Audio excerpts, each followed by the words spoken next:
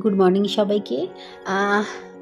এখন বাজে সকাল 8টা। আজকে দিনটা হচ্ছে সোমবার, আর আমি এখনও বিছানাতেই আছি। আর ছেলে হাজব্যান্ড তো ওরা বেরিয়ে গেছে, একজন স্কুলে একজন অফিস। তো ভাবলাম বিছানাটা একটু চটচট গুছিয়ে ফেলি, কারণ এর থেকে বেশি কিছু কাজ তো আমি এখন করতে পারছি না, পায়ের ওপর প্রেশার দেওয়া যাচ্ছে না। তো এক পায়ে আর কী করা সম্ভব, বিশেষ করে পছন্দের রান্না সেটা করতে পারছি না। তো তো টুকটাক ভাবলাম এই কাজগুলো তো করি, আর আপনাদের সাথে শেয়ার করি আজকে আমার সারাদিনটা কীভাবে কাটলো। তো চটচট মশারি গুছিয়ে, বালিশপত্র সব গুছিয়ে, আর তারপরে ব্রেকফাস্ট করব, ফ্রেশ হব। আর একটা ব্যাপার হচ্ছে, আমার পোশাকে যাবেন না, কারণ আমি তো বললাম আমি প্রেজেন্টেবল থাকতে পছন্দ করলেও আমার কিছু করার নেই, এখন পরিস্থিতিটাই এমন। আর আমার মশারিতে কিন্তু অনেক বড় বড় দড়ি আছে, ঠিক আছে, আর সেই দড়ি দেখে কিন্তু ভয় পাওয়ার কিছু নেই, এটা মোটামুটি কিছু করার নেই, এরকম তো থাকতেই হয়। তো এই এক হাতে সমস্তটা গোছাচ্ছি। আর যেটা হচ্ছে, প্রচুর বালিশ এখন বিছানার মধ্যে, কারণ এই পাটাকে বালিশের ওপর তুলে রাখতে হবে, তারপর এদিক দিয়ে বালিশের সাপোর্ট, ওদিক দিয়ে বালিশের সাপোর্ট। তো এইভাবে প্রচুর বালিশ হয়ে গেছে, ঠিক আছে। আর মায়ের ওপর অনেকটা প্রেশার পড়ে গেছে, কারণ বাড়ির সমস্ত কাজটাই আমার ওপর ছিল সেখানে। এখন শুধুমাত্র আমি কিছুই করতে পারছি না, তো ঘরে বাইরে সমস্তটা সবাই ভাগাভাগি করেছে, তারপরেও হিমশিম খাচ্ছে। তো চুলের অবস্থা খুব খারাপ, কি বলবো, মানে সবাই আমাকে কমেন্ট করে, দিদি চুল খুব ভালো, তোমার চুল খুব ভালো, কিন্তু খুব খারাপ অবস্থা চুলের, মানে এত মারাত্মক চুল উঠছে, শ্যাম্পু করতে পারছি না, ভয়েতে প্লাস্টার ভিজে যাবে সেই ভয়েতে একা শ্যাম্পুটাও করা হচ্ছে না। এই যে কত চুল যে উঠছে মারাত্মক, মানে চুল উঠছে কী বলবো। আর জানি না কবে ঠিকঠাক করে সব হবে। আর সব সময় তো হয়ও না যে বলবো যে শ্যাম্পু করে দাও, বাথরুমে ডাকবো, এই মানে কী বলবো, আর পরজীবীর মতন হয়ে গেছে আর কি। তো দেখা যাক, পরে যখন পা ঠিক হবে তখন আবার সবটা ঠিকভাবে করতে হবে। তো ফ্রেশ হয়ে এসে আজকে সকালে ব্রেকফাস্ট শেয়ার করি, কি খাচ্ছে একবার দেখো সবাই।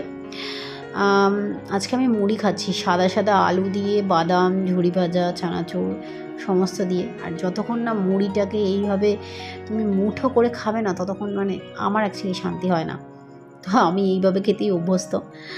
আর ব্রেকফাস্ট করার পর যেটা যাচ্ছি আমি, সেটা হচ্ছে স্নান করতে আমাকে, কারণ স্নান করতে আমার অনেকটা সময় লাগে। আর আমাদের মানে অনেকটা যেতেও হয়, মানে আমার বাড়ির ভেতরেই, কিন্তু লম্বাটে বাড়ি তো অনেকটা যেতেও হয়। তো এই ওয়াকার দিয়ে হেঁটে মানে যাওয়া আর কি। তো এই ফ্রেশ হয়ে এলাম, ঠিক আছে, মানে কী যে বিভৎস অবস্থা না, আমি মানে বলে বোঝাতে পারবো না। এই সিচুয়েশানটা না মনে হচ্ছে কত বড়। আর এই হচ্ছে আমার গাড়ি, ওয়াকার হচ্ছে গাড়ি, আমার বান্ধবী বলেছে এটা একটা গাড়ি আমার। তো এটা ছাড়া তো চলার উপায় নেই আমার, ওই এক পায়ে খুঁড়িয়ে যে চলা। বিছানার ওপরেই সিঁদুর কৌটো সমস্তটা আমি রেখে দিয়েছি আমার টেবিলে, স্টাডি টেবিলে, কারণ না হলে পরে তো সম্ভব না, আমি তো পেরে উঠবো না। তো স্নান করে উঠে পা ভাঙুক আর যাই ভাঙুক, একটু সিঁদুর তো পড়তেই হবে, তাই না? নাহলে তো শান্তি পাবো না, এটা হচ্ছে সবথেকে বড় কথা। তো এই বসে একটু চুল বেঁধে সিঁদুর পরা, যেরকম নিয়ম আমরা ছোটোবেলা থেকে শিখে এসছি আর কি, দেখে এসছি মা কাকিমাদের। কারণ আমার সারাদিনটা এইভাবেই কাটে এখন। আমি তো রান্নাঘরে রান্না করছি, ছেলেকে স্কুলে আনতে যাচ্ছি, বাড়ির কাজ করছি, এসব তো কিছুই দেখানো আমার পক্ষে সম্ভব না, কারণ আমি ওগুলো কিছুই করছি না, তো দেখিয়ে তো কোনো লাভ নেই। আমার তো এই হচ্ছে পরিস্থিতি। আর এখন ভাবি যে যাদের সত্যি এরকম পরিস্থিতি সব সময়ের জন্য থাকে, সারা জীবন, তাদের কীরকম অবস্থা হয়, আর আমরা এটুকুতেই হাঁপিয়ে যাচ্ছি। তো এখনও মানে আমার পরিস্থিতি যে আমার মা আর আমি সারাদিন ধরে বাড়িতে একাই রয়েছি। মাই আমার জন্য সবটা, বেশিরভাগটা যতক্ষণ থাকে করছে, হাজব্যান্ড করছে, ঠিক আছে। ভাবছি মোটা না হয়ে যায়, জানেন তো, এটা হচ্ছে খুব বড় প্রশ্ন। মানে এই যে বসে খেয়ে মোটা হয়ে গেলে কিন্তু খুব সমস্যা। আর ইচ্ছে হলে একটু পড়াশোনা করি, কারণ আমি অ্যাকচুয়ালি পড়াশোনা করতে খুব ভালোবাসি, আর আমার এমনিতেও লেখালেখি খুব থাকে, লিখতে হয়, এডিট করতে গেলে একটু লেখালেখি করেই আমি সমস্তটা করি। গল্প থাকে, আবৃত্তি থাকে, সেগুলো থাকে, তো একটু লেখালেখি না করলে হয় না। ছেলের পড়াশোনাও আছে, তো ওর এই বইপত্র নিয়েও বসে আমি ওর সমস্তটা আর কি করি কোয়েশ্চেন সমস্তটা আমি এই সময় বসে বসেই করি। এই যে ওর সব বই।